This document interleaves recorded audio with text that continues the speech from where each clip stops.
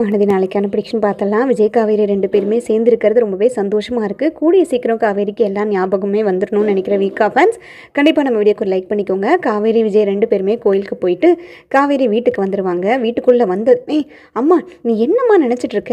நீ என்ன ஒரு ஆம்பளை கூட என்னை தனியாக வந்துட்டு கார்லெல்லாம் அனுப்பி விடுற? உனக்கு ஒரு விஷயம் தெரியுமா? அவரோட பார்வையே சரியில்லை. காரில் போகும்போது சரி, கோயில்லையும் சரி, என்னையே விரைச்சி பார்த்துக்கிட்டு இருக்காரு. எனக்கு சுத்தமாக பிடிக்கலம்மா. உனக்கு இதெல்லாம் தெரியுதா தெரியலையா? ஏன் இந்த மாதிரி பண்ணிகிட்ருக்க அப்படின்ற மாதிரி சொல்ல, ஏய் நீயே ஏதாவது ஒன்று கற்பனை பண்ணி பேசிகிட்டு இருக்காதடி. அந்த தம்பியை பார்த்தா அப்படிலாம் தெரியல. இவ பெரிய அழகி பாரு. இவளை அப்படியே ஒத்து பார்க்குறதுக்கு பேசாமல் போவியா அப்படின்ற மாதிரி சாரதா சொல்ல, உடனே அம்மா நீ எதுவும் வந்துட்டு மறைக்கிறேன்னு மட்டும் நல்லா தெரியுது. என்னன்னு தான் தெரியல. எதுக்காக நீ சம்மந்தமே இல்லாமல் என்னை அவர் கூட அனுப்பிவிடுற? அவர் தான் வந்துட்டு கண்ணாடி வழியாக என்னை பார்த்தாருன்னு சொல்கிறேன்ல, சைடு மிரர் வழியாக என்னவே வந்துட்டு ஊற்று பார்த்துக்கிட்டு இருக்காருமா. எனக்கு ஒரு மாதிரி கஷ்டமாக இருக்குது. அதுக்கேற்ற மாதிரி நீ புடவை கட்டிட்டு போ, நகை போட்டுட்டு போ, பூ வச்சுட்டு போ, அது இதுன்னு நீ வேற அலங்காரம் பண்ணி அனுப்பிவிடுற. நீங்கள் 2 பேரும் என்ன தான் நினச்சிக்கிட்டு இருக்கீங்க அப்படின்ன மாதிரி சொல்ல, காவேரி சிரிச்சிருவாங்க. சிரிச்சிட்டே மனசுக்குள்ளே, உன்னை வந்துட்டு ரசிக்கிறதுக்கு அவருக்கு நான் எதுக்கடி பர்மிஷன் கொடுக்கணும்? நான் இதில் எப்படி தலையிட முடியும்? அவர் பொண்டாட்டி அவர் ரசிக்கிறாரு. அதுவும் போக நீங்கள் 2 பேரும் சந்தோஷமாக போகணுன்னு தான் உன்னை புடவை கட்டிகிட்டே போக சொன்னேன் அப்படின்ன மாதிரி மனசுக்குள்ளே நினச்சிட்டு சிரிக்கும்போது, உடனே காவேரி, என்ன நீ சிரிச்சுக்கிட்டு இருக்க? நான் என்ன சொல்லிகிட்டு இருக்கேன்? அவர் என்கிட்ட தப்பாக பார்க்குறாரு, தப்பாக ஒரு மாதிரி பிஹேவ் பண்ணுறாருன்னு சொல்கிறேன். நீ பாட்டுக்கு ஈஸியாக சிரிக்கிற. நீ முன்னாடியெல்லாம் சண்டைக்கெல்லாம் போவ.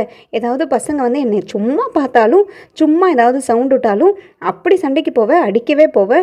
இது என்ன உங்ககிட்ட இருந்து புது சிரிப்பாக இருக்குது அப்படின்ன மாதிரி காவேரி சொல்ல, போடி போய் வேலையை பாரு. சும்மா ஏதாவது சம்மந்தம் இல்லாமல் பேசிக்கிட்டு இருக்காத. நீ என்ன சின்ன குழந்தையா? உன்னை பார்க்குறக்கும் சிரிக்கிறதுக்கும்? போடி. அவரே ஒரு குழந்தைக்கு அப்பா. அவரை பார்த்தாலே எவ்வளோ ஒழுக்கமான ஆளுன்னு நல்லாவே தெரியுது. இதில் வேற இவளை பார்த்து சிரிக்கிறாராமா அப்படின்னு சொல்லிட்டு டக்குன்னு வந்துட்டு சாரதா அந்த பேச்சை கட் பண்ணிவிட்டு கிச்சனுக்குள்ளே போயிடுவாங்க. கிச்சனுக்குள்ளே போனதுமே வந்துட்டு விஜய்கிட்டேருந்து கால் வரும். விஜய்கிட்டேருந்து கால் வந்ததும் உள்ளே காவேரி கேட்பாங்க, அம்மா உன் ஃபோன் அடிக்குது பாரு, யாருன்னு பார்த்து பேசு அப்படின்ன மாதிரி சொல்ல, ஆண்டி பேசுகிறேன், ஊர்லேருந்து கொடைக்கானல்லேருந்து கால் வந்திருக்குடி, நம்ம வீட்டு பக்கத்தில் இருக்கவங்க பேசுகிறாங்க, நான் பேசிக்கிறேன் காவேரின்னு சொல்லிட்டு ஃபோனை வெளியில் எடுத்துகிட்டு போய் பேசுவாங்க. சொல்லுங்கள் தம்பி, போயிட்டீங்களா? பாப்பா என்ன பண்ணுறா அப்படின்ன மாதிரி சாரதா விஜய்கிட்ட கேட்க, உடனே அத்தை நான் உங்ககிட்ட ஒரு முக்கியமான விஷயம் பேசணும். இப்போ தான் வந்துட்டு நியூராலஜிஸ்ட் கிட்ட பேசினேன். இப்போ காவேரி இருக்கிற ஸ்டேட்டஸில் வந்துட்டு கூடிய சீக்கிரம் அவளுக்கு எல்லா ஞாபகங்களும் திரும்பி வரதுக்கான வாய்ப்பு நிறையாவே இருக்குது. கம்ப்ளீட்டாக பூரணமாக குணப்படுத்திடலான்னு சொல்லிட்டு அவர் ஹோப் கொடுத்துருக்காரு. அதனால் நீங்கள் காவேரி கிட்ட எப்படியாவது பேசி நாளைக்கே வந்துட்டு கூட்டிகிட்டு வர முடியுமா? நானும் அந்த ஹாஸ்பிட்டலுக்கு வந்துடுறேன், என் மூலியமாக தான் கூட்டிகிட்டு வரீங்கன்னு சொல்லி எப்படியாவது சமாளித்து காவேரி நாளைக்கு அழைச்சிட்டு வந்துடுங்க அத்தை. நம்ம அந்த டாக்டரை போய் பார்த்துடலாம். அப்போ தான் வந்துட்டு கூடிய சீக்கிரம் நம்ம எல்லாத்துக்குமே வந்துட்டு ட்ரீட்மெண்ட் பார்த்து காவேரியை சரி பண்ண முடியும் அப்படின்ன மாதிரி சொல்ல, அப்படியே பண்ணிடுற தம்பி, ஒன்றும் பிரச்சனை இல்லை. அவளை ஸ்கூலுக்கு லீவ் போட வச்சு நான் கூட்டிகிட்டு வந்துடுறேன் அப்படின்ன மாதிரி சொல்ல, உடனே விஜய், ஐயோ ஸ்கூலுக்கு லீவ் போடணுமா? இந்த விஷயத்த அம்மு கேட்டானா அவளும் லீவ் போடுறேன்னு சொல்லுவாளே அப்படின்ன மாதிரி விஜய் சொல்ல, ஐயோ பரவாயில்ல தம்பி, அம்முவையும் நீங்கள் லீவ் போட வச்சு கூட்டிகிட்டே வந்துடுங்க. நானும் அவள் கூட இருந்த மாதிரி இருக்கும், நம்ம கூட அவளும் இருந்த மாதிரி இருக்கும். காவேரியை ஸ்கூலுக்கு போகலன்னா பாப்பா தான் அழுதுகிட்டே இருக்கான்னு சொல்கிறீங்களே, சும்மா ஏன் அங்கே போய் அழுதுகிட்டு இருக்கணும்? விடுங்க, பார்த்துக்கலாம், நீங்கள் கூட்டிகிட்டு வாங்க, நாளைக்கு ஒரு நாள் தானே அப்படின்ன மாதிரி சாரதா சொல்லிட்டு ஃபோனை வச்சுருவாங்க. உடனே வந்து காவேரி கிட்ட போய், காவேரி நான் உங்ககிட்ட ஏற்கனவே சொல்லியிருந்தேன்லடி, நம்ம வந்து ஒரு டாக்டரை போய் பார்க்கணும். அந்த டாக்டரை பார்த்தா உனக்கு இடையில வந்துட்டு ஆக்சிடெண்ட் ஆகி கொஞ்சம் பிரச்சனையெல்லாம் இருந்துச்சுல்ல, அதுக்கப்புறம் போய் நம்ம டாக்டரை பார்க்கவே இல்லடி. இப்போ எப்படி இருக்குது என்னங்கிறத ஒரு வாட்டி போய் கேட்டுக்கலாம் அப்படின்ன மாதிரி சொல்ல, அம்மா போமா, இப்போ என்ன அதுக்கு அவசரம்? ஸ்கூலுக்கெல்லாம் லீவ் போட முடியாது, ஏற்கனவே நான் லீவ் போட்டலாமா, இன்னொரு நாள் பார்க்கலாம் அடுத்த மாதத்தில் அப்படின்ன மாதிரி சொல்ல, ஏடி டாக்டரை போய் பார்க்குற விஷயத்த எதுக்கடி வந்துட்டு தள்ளி போட்டுட்ருக்கணும்? நீ என்ன 11ஆம் வகுப்பு 12ஆம் வகுப்புக்காக நீ வந்து கிளாஸ் எடுத்துகிட்டு இருக்க? கொட்டி குழந்தைங்களுக்கு தானே, எல்கேஜி யூகேஜிக்கு தானே. அதுங்கெல்லாம் ஒரு நாள் படிக்கலைனாலும் ஒன்றும் ஆகிடாது. நீ ஸ்கூலுக்கு லீவை போட்டு கொஞ்சம் வரியா அப்படின்ன மாதிரி சொல்ல, சரிம்மா வரேன், நீ தான் ஒன்று முடிவு பண்ணிட்டேன்னா ஏதாவது ஒன்று கேட்கவா போகிற, சரி கிளம்பலாம் அப்படின்ன மாதிரி காவேரியே சொல்லுவாங்க. அந்த டைமில் பார்த்தீங்கன்னா விஜய் யோசிச்சுட்ருப்பாரு. டாக்டர் சொன்னதை கேட்டு காவேரிக்கு வந்துட்டு விஜய்ன்ற பேரை கேட்டால் இவ்வளோ ரியாக்ட் ஆகுறாங்க, இவ்வளோ வந்துட்டு பழைய ஞாபகங்கள்லாம் அவங்களுக்கு ஒரு மாதிரி மைண்டில் வந்துட்டு ஃப்ளக்சுவேட் ஆகுங்க போது கண்டிப்பாக எல்லா ஞாபகங்களும் அவங்களுக்கு இன்னும் கம்ப்ளீட்டாக அழிய கிடையாது.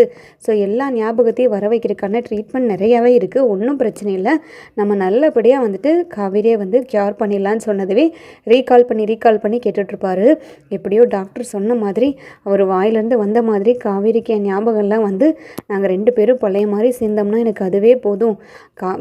பாப்பாக்கும் அம்மா இல்லை அப்படின்ற ஒரு குறை இல்லாமல் காவேரிக்கு வந்துட்டு தெரியணும், அம்மு தான் வந்துட்டு அவளோட குழந்த அப்படிங்கிற மாதிரி தெரிஞ்சு 2 பேரும் சந்தோஷமாக இருந்தாங்கன்னா எனக்கு அதுவே போதும். எவ்வளோ நாள் குழந்தையும் அம்மா இல்லைன்ற ஏக்கத்திலேயே வளர்ந்துருக்கா. அதே மாதிரி காவேரிக்கும் நம்மளுக்கு இப்படி ஒரு குழந்தை இருக்காங்கிறது தெரியாமலே அவள் பாட்டுக்கு ஏதோ நினச்சிக்கிட்டு இருக்கா. இதெல்லாம் கூடிய சீக்கிரம் சரியாகணும் அப்படின்ன மாதிரி விஜய் யோசிச்சுட்ருப்பாரு. அந்த டைமில் பார்த்தீங்கன்னா தாத்தா வருவார். தாத்தாவும் சித்தியும் வந்து, விஜய் என்ன விஜய் காவேரியை போய் பார்த்தியா அப்படின்ன மாதிரி கேட்க, பெருசாக வந்துட்டு விஜய் எதுவும் பேச மாட்டார். நான் தான் சொல்ல வேண்டியதெல்லாம் சொல்லிட்டேன்ல, உன் காலில் கூட விழுகிறேன்னு சொல்லிட்டேனே விஜய், இதுக்கு மேலே நான் என்ன தான் பண்ணணும்? ஏன் இப்படி முகம் கொடுத்து பேசவே மாட்டேங்கிறேன்?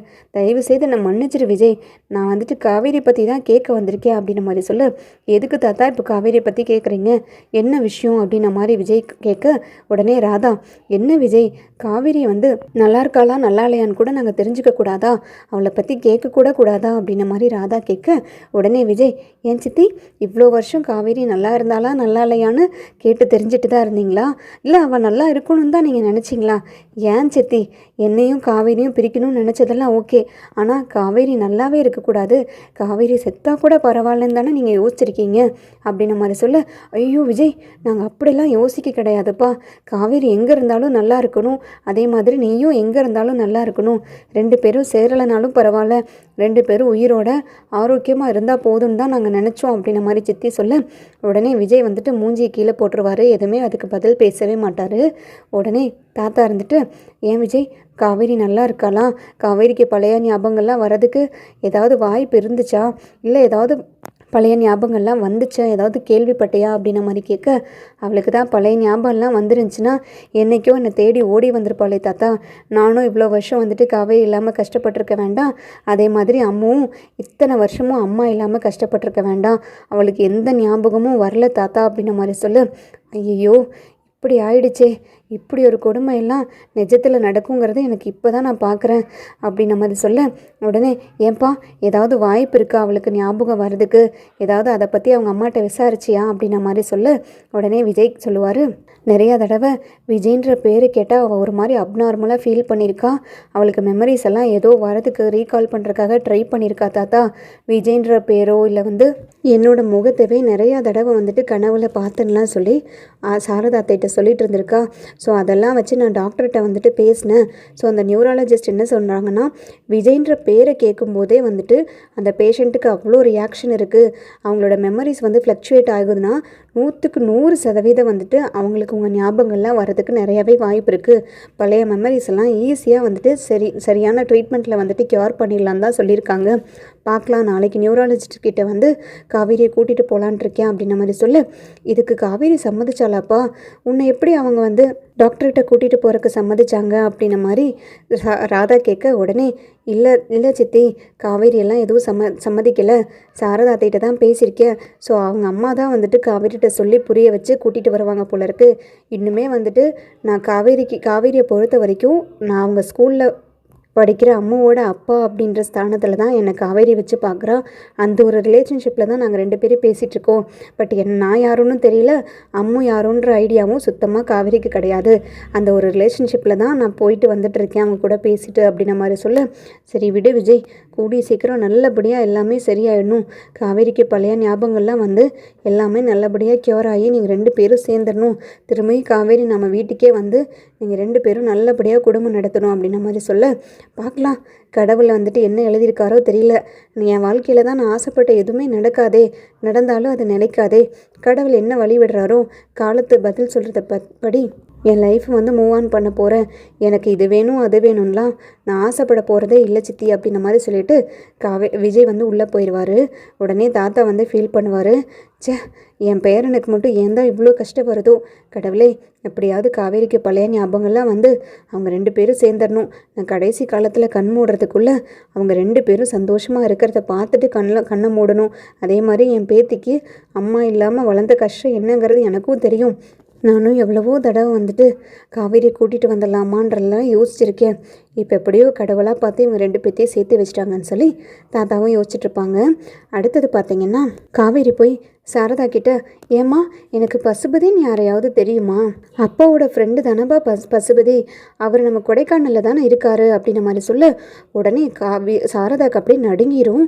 ஏண்டி ஏண்டி அவனை பற்றி இப்போ பேசுகிற? அந்த பேரையே வந்துட்டு நீங்கள் யூஸ் பண்ணவே கூடாது. அந்த பேரில் இருக்கவனால தாண்டி இத்தனை பிரச்சனையை வந்திருக்கு அப்படின்ன மாதிரி சொல்ல, என்ன பிரச்சனைமா வந்துச்சு? அவர் அப்பாவோட ஃப்ரெண்டு தானே அப்படின்ன மாதிரி சொல்ல, சரி நீ இப்போ எதுக்கடி அவரை பற்றி கேட்குற? அவனை பற்றி நீயே இப்போ விசாரிக்கிற சொல்லு அப்படின்ன மாதிரி சாரதா வந்து ஒரு மாதிரி கேட்க, உடனே காவேரி, இல்லைம்மா, நேற்று நான் கோயிலுக்கு போயிருக்கும்போது அங்கே பசுபதின்ற பேரில் ஒருத்தவங்க வந்து அர்ச்சனை பண்ணாங்க. அந்த பேரை கேட்டதுமே எனக்கு ஒரு மாதிரி வந்துட்டு அப்நார்மலாக ஃபீல் ஆச்சுமா. ஏதோ வந்துட்டு மைண்டுக்குள்ளே பண்ணுற மாதிரி இருந்துச்சு, அதான் கேட்டேன் அப்படின்ற மாதிரி சொல்லு. ஐயோ காவேரி, அந்த பேரை உன் மைண்டில் இல்லை, உன் எல்லா விஷயத்துலேருந்தும் அழிச்சிரு. அந்த பேரை நீ நினைக்கவும் கூடாது. அந்த பேரில் இருக்க பாவி வந்துட்டு நம்ம வாழ்க்கையிலே அவனை கண் முழிச்சு பாத்திரவும் கூடாது. இனி அவனுக்கும் நம்மளுக்கும் எந்த சம்மந்தமும் கிடையாது அப்படின்ன மாதிரி சொல்ல, சரிம்மா அதுக்கேம்மா நீ இவ்வளோ டென்ஷன் ஆகுற? நான் ஏன் அந்த பேரில் இருக்கிற ஆளை பற்றி யோசிக்க போகிறேன்? அதெல்லாம் ஒன்றும் கிடையாது, நீ ஃப்ரீயாக விடு. நீ என்னமோ ஓவராக பில்டப் பண்ணிகிட்ருக்கேன்னு சொல்லிட்டு காவேரி உள்ளே போயிடுவாங்க. உடனே சாரதா நினைப்பாங்க, நீ இவ்வளோ சாதாரணமாக நினைக்கிற அளவுக்கு அது சாதாரண விஷயமும் கிடையாது, அவன் சாதாரண ஆளும் கிடையாதுடி. அவனால தான் உன் வாழ்க்கை இந்த அளவுக்கு தலைகீழாக மாறி இருக்கு. உன் வாழ்க்கை மட்டும் கிடையாது, நம்ம எல்லாத்தோட வாழ்க்கையுமே புரட்டி போட்டதே அவன்தான். அவன் மட்டும் இல்லைன்னா நம்ம என்றைக்கோ எல்லாருமே சந்தோஷமாக இருந்திருப்போம். நீயும் விஜய் தம்பியும் குழந்தையும் எப்படியெல்லாம் ஓஹோன்னு வாழ்ந்திருப்பீங்க தெரியுமா? இது எல்லாத்தையும் முடக்கி போட்டதே அந்த படுபாவி தானே. அவன் பேரை போய் நீ யூஸ் பண்ணுற பாரு. அவன் பேரை கேட்டதுமே எனக்கு கொலையெல்லாம் நடுங்குது அப்படின்ன மாதிரி சாரதா நினச்சிட்டு, இனிமேல் அவனை நம்ம கண்ணால் கூட பாத்திரவே கூடாது. அந்த சண்டாலம் இன்னும் ஒளிஞ்சிட்டானா இல்லையான்னு தெரியலன்னு சொல்லி ஒரு பக்கம் பசுபதியோட கேரக்டரை இழுத்துட்ருப்பாங்க. அந்த டைமில் பார்த்தீங்கன்னா கரெக்டாக விஜய் கால் பண்ணுவார். அதை ரெடி ஆகிட்டிங்களா நியூரலஜிஸ்ட்டை பார்க்க போகிறதுக்கு? நான் இன்னொரு 10 மினிட்ஸில் வந்துடுவேன், ரீச் ஆயிடுவேன், ரெடியாக இருங்க. 10 மணிக்கு அப்பாயின்மெண்ட் கொடுத்துருக்காங்க. அவர் பெரிய டாக்டர்ன்றனால சொன்ன டைமுக்கு நம்மளும் ரீச் ஆயிடணும், லேட் பண்ணக்கூடாது அப்படின்ன மாதிரி சொல்ல, நான் ரெடியாக தான் தம்பி இருக்கேன், காவேரியும் ரெடி ஆகிட்டா, நீங்கள் வாங்க சரியாக இருக்கும் அப்படின்ன மாதிரி சாரதா சொல்ல, உடனே வந்துட்டு சாரதா போய் காவேரி கிட்ட சொல்லுவாங்க, ஏய் விஜய் தம்பி வந்துட்டுருக்காராமாடி, இன்னும் 10 நிமிஷத்தில் வந்துடுவாராமா, ரெடி ஆகிட்ட தானே, வீட்டை பூட்டிட்டு ரெடியாக நிற்கலாமா அப்படின்ன மாதிரி சொல்ல, என்ன சொல்கிற? விஜய் தம்பியா? எதுக்கு அவர் வராரு? நீ ஹாஸ்பிட்டல் தானே இன்றைக்கி போகணுன்னு சொன்ன, அவர் வராருன்னு சொல்லவே இல்லையே அப்படின்ற மாதிரி காவேரி புதுசாக கேட்க, உடனே அப்புறம் வேறு யார் கூட நீ போவாங்க? இந்த ஊரில் நம்மளுக்கு வேறு யாரை தெரியும்? ஏதோ வந்துட்டு இந்த ஊரில் நம்மளுக்கு பழக்கப்பட்டவங்க நிறையா பேர் இருக்கிற மாதிரியும் இங்கே போய் டாக்டர் நான் எப்படி கண்டுபிடிப்பேன் அப்படின்ன மாதிரி சாரதா கேட்க, நான் கூட நினச்சேன் நெவின் மூலியமாக தான் இந்த டாக்டர் வந்துட்டு சொல்லியிருக்காங்க, நெவினோட ரெஃபரலில் தான் நம்ம போகிறோம்னு நினச்சிட்டு இருந்தோமா, நீ நம்ம திரும்பியும் வந்துட்டு அவரவே பிடிச்சி இழுத்துட்ருக்க. ஆமாம், அவருக்கு என்ன வேறு வேலை வெட்டியே எதுவும் கிடையாதா? எப்போ பார்த்தாலும் நம்ம கூடயே சேர்ந்து சுற்றிக்கிட்டு நம்ம வீட்டுக்கே வந்துட்டுருக்காரு. அவர் ஏதோ பெரிய பிஸ்னஸ் மேனுன்னு சொல்லிட்டு அம்மு சொன்னால், அவரெல்லாம் பண்ணுறத பார்த்தா அவர் பிஸ்னஸ் மேன் மாதிரியே தெரியல, ஏதோ வெட்டி ஆஃபீஸர் மாதிரி தான் தோணுது அப்படின்ன மாதிரி சொல்ல, ஏண்டி இந்த காலத்தில் ஒருத்தங்க அவங்களாம் உதவி பண்ணால் இப்படி தான் பேசுவியா, அலட்சியமாக நினைப்பியா? அதனால தாண்டி இந்த உலகத்தில் இப்போ இருக்கிற எல்லா மனுஷங்களுமே மாறிட்டாங்க. ஒருத்தருக்கு எந்த உதவி பண்ணுறதுக்கு கூட யோசிக்கிறாங்க. தயவு செய்து நீ கொஞ்சம் ரெடியாக இருக்காவே, அவர்கிட்ட ஏதாவது இந்த மாதிரி சடன்னு பேசிடாத, அவர்லாம் ரொம்ப நல்ல மனுஷன்டி அப்படின்ன மாதிரி சொல்ல, ஆமாம் 10 நாள் பழக்கமாயிட்டா நீ அப்படியே சர்டிஃபிகேட் கொடுத்துருவப்பாரு அப்படின்ன மாதிரி காவேரி கூப்பிட, சரி வா அவர் வந்துட்டாருன்னு நினைக்கிறேன், ஹாரன் அடிக்கிறாருன்னு சொல்லிட்டு காவேரியை கூட்டிகிட்டு போவாங்க. உடனே திரும்பி காவேரியை பார்த்ததுமே விஜய் ஒரு லுக் விடுவார்.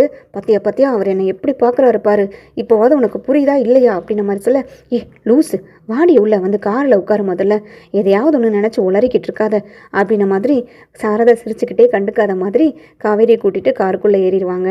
அந்த டைமில் பார்த்தீங்கன்னா விஜய் சாரதா கிட்டே சொல்லுவாங்க, இங்கே எல்லாமே பேசிட்டேன் டாக்டர்கிட்ட, அவர் நம்பர் 1 நியூராலஜிஸ்ட்டு, ஸோ அவர்கிட்ட அப்பாயின்மெண்ட் கிடைக்கிறதே பெரிய விஷயம்.